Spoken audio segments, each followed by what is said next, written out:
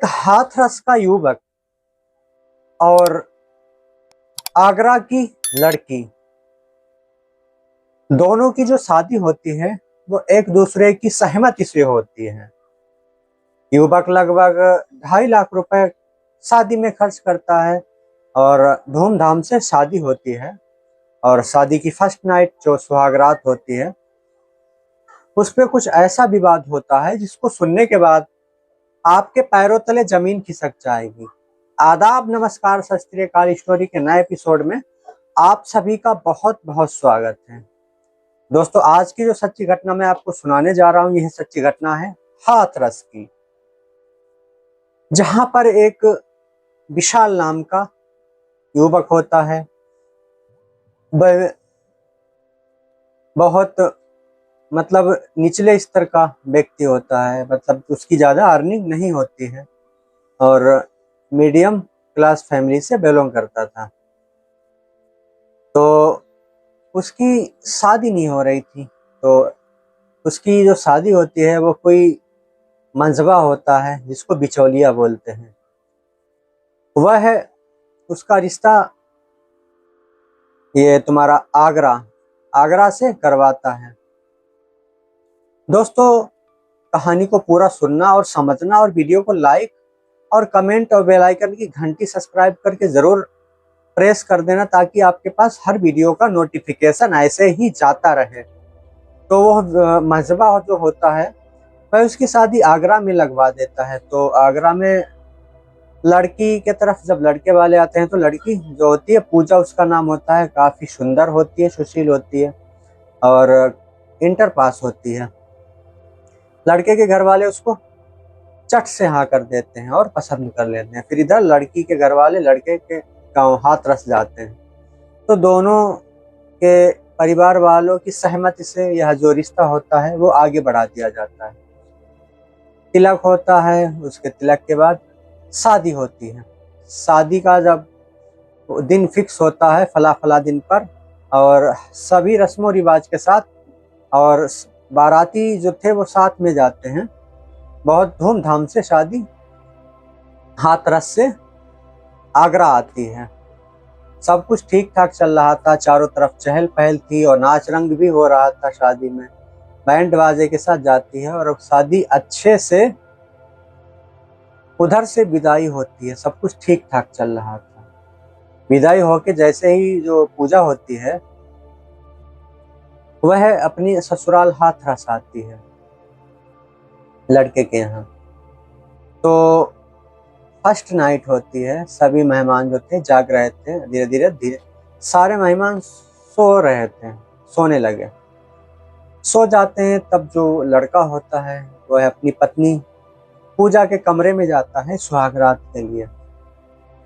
तो वहां पर ढेर सारी बातें होती हैं। पहले तो बाकी आप समझदार हो क्या क्या बातें हुई होंगी जो होती हैं, एक हस्बैंड वाइफ के बीच में वही बातें हुई होंगी। तो वो रात ऐसी होती है, उस रात में जो पर्दे ढके होते हैं वो सारे पर्दे अपने आप खुल जाते हैं, क्योंकि उस रात में कोई भी ऐसी बात नहीं होती है जो पति पत्नी से और पत्नी पति से छुपा सके। सब पूछ लेते हैं आपस में एक दूसरे से। संबंध बनाता है फिर जो लड़का होता है पूजा से।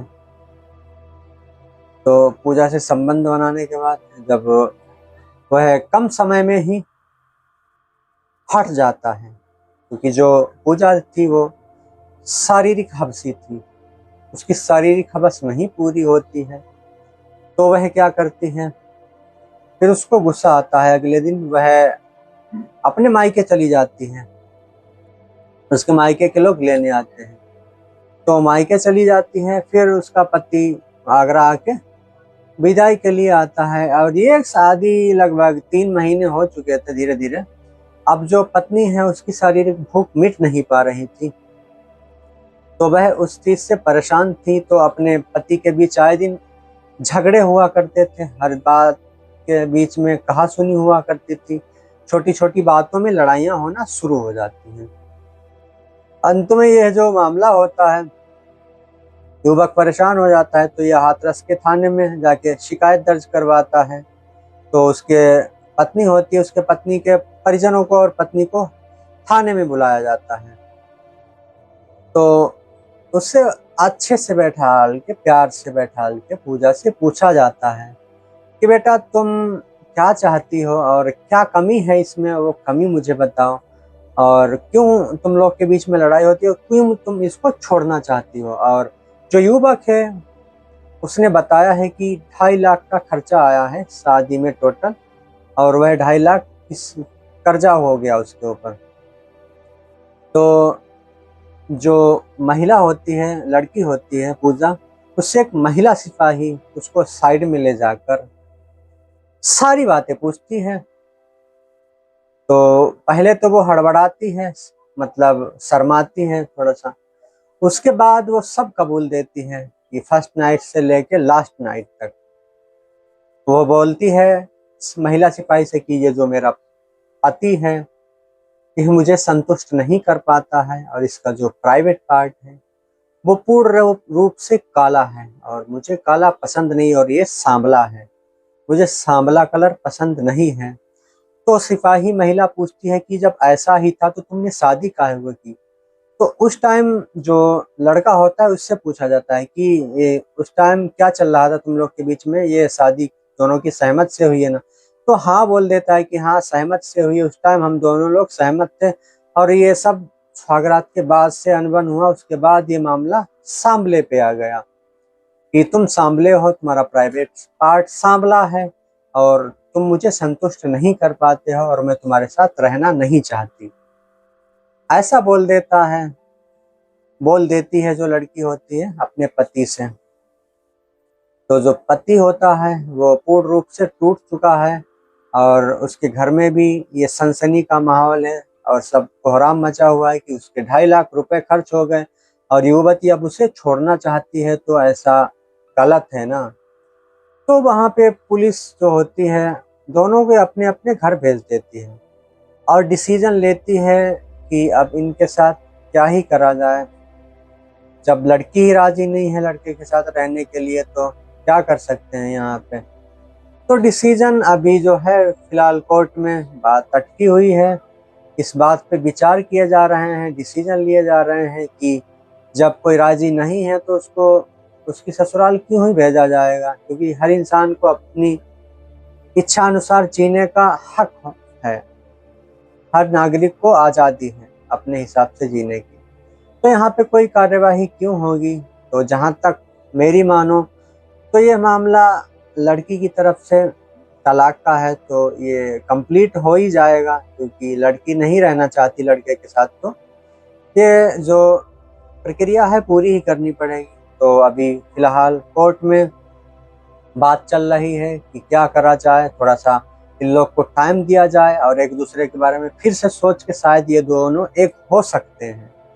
बड़े बड़े मामलों में ऐसा हुआ है, थोड़ा डिसीजन गलत ले लिया, उसके बाद फिर सोचा, फिर दिमाग बदल गया, फिर अपने पति के पास आ जाए। तो ऐसा ही इन लोग को टाइम दिया गया है, शायद इन लोग का दिमाग पलटे इसकी पत्नी का, तो पत्नी फिर इसके पास वापस आ जाए।